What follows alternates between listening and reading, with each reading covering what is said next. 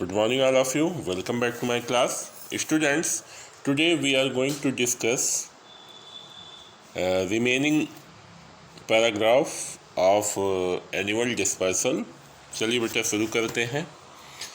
Fleshy fruits are eaten by birds. बेटा जो fleshy fruits होते हैं वो बर्ड्स के द्वारा खाए जाते हैं, यानी बर्ड्स जो है उनको फ्लेशी फ्रूट्स को खाते हैं. Chemicals in the birds digestive system help to weaken the tough cells around these seeds. और बेटा जो बर्ड के डाइजेस्टिव सिस्टम के केमिकल्स होते हैं वो सीड्स के टफ सेल्स को, कठोर जो सेल्स होते हैं बेटा उनको वीक क्या कहते हैं, कमज़ोर करते हैं, उनको गला देते हैं. ठीक है ना, उनको मेल्ट कर देते हैं जिससे वो आसानी से बर्ड्स उसको पचा सकें. Birds often fly far away from the parent plant and disperse the seed in their droppings. तो बेटा जब बर्ड्स एक स्थान से दूसरे स्थान तक यानी बहुत दूर तक उड़ती हैं तो कहीं ना कहीं पर वो बीट के रूप में, यानी बेटा क्या कहते हैं उसको, बीट के रूप में उसको कहीं ना कहीं गिरा देते हैं. ठीक है ना, उससे भी उनमें से सीड्स, वो उसमें सीड्स होते हैं और ये भी एक तरह का सीड डिस्पर्सल है. ठीक है ना. आगे देखिए, the koel, parrots and bell birds play an important role in seed dispersal. बेटा कोयल, पैरट और बेल बर्ड जो होते हैं ये सीड डिस्पर्सल में एक इम्पॉर्टेंट रोल अपना देते हैं, इम्पॉर्टेंट रोल निभाते हैं. ठीक है ना. monkeys and other fruits eating animals to have an important role in the seed dispersal.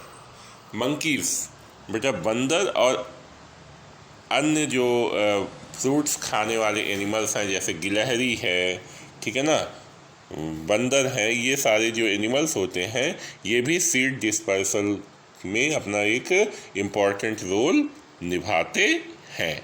ठीक है. अब चलिए देखते हैं other methods of growing plants. अब बेटा देखो, प्लांट्स को ग्रो कराने के लिए कई मेथड्स होते हैं, जैसे ग्राफ्टिंग. ग्राफ्टिंग क्या है आइए पढ़ते हैं.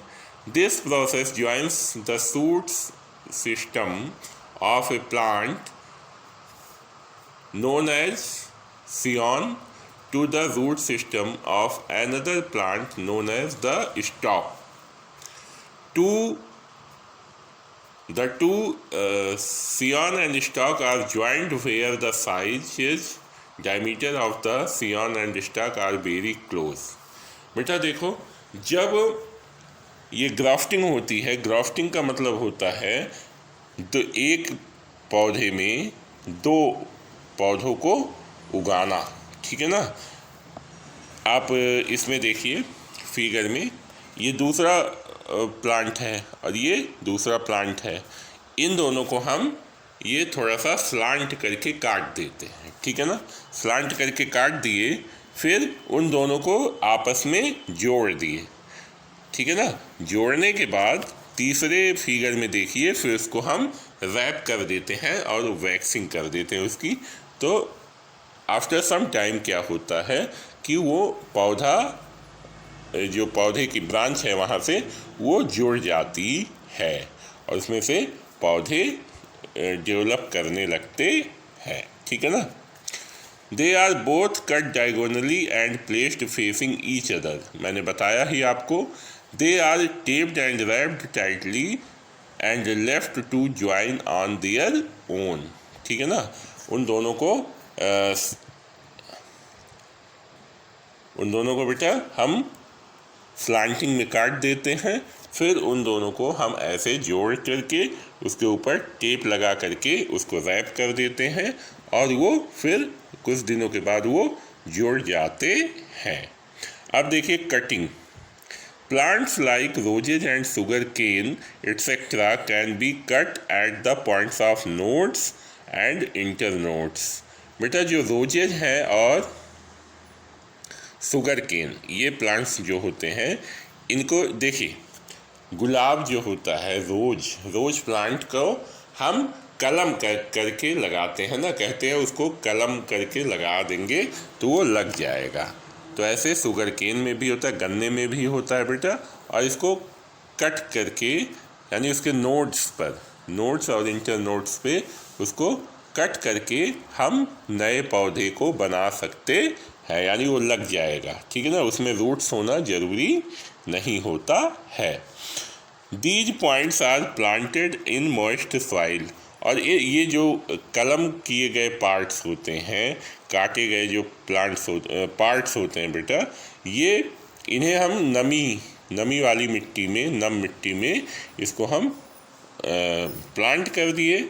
After some time adventitious roots develop at the points and new plants begin to grow.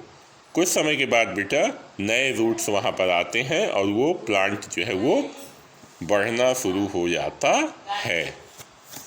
The cutting techniques are grouped into 3 categories. और बेटा ये जो कटिंग टेक्निक्स है इसको हम 3 कैटेगरीज में डिवाइड करते हैं। Stem, leaf and root cutting. इनको हम स्टेम, लीफ और रूट कटिंग के कैटेगरीज में जो है डिवाइड कर देते हैं। देखिए, stem cutting include hardwood, semi hardwood and softwood cutting. Stem cutting में बेटा ये हार्डवुड, सेमी हार्डवुड और सॉफ्टवुड कटिंग आती है। लीफ कटिंग में क्या आता है? Leaf blade cutting, leaf vein cutting and leaf bud cutting, ठीक है ना, and leaf as cutting. The third category is root cutting. Okay, इतना क्लियर हो गया बेटा? ठीक है, आज के लिए इतना ही। Wish you all the best.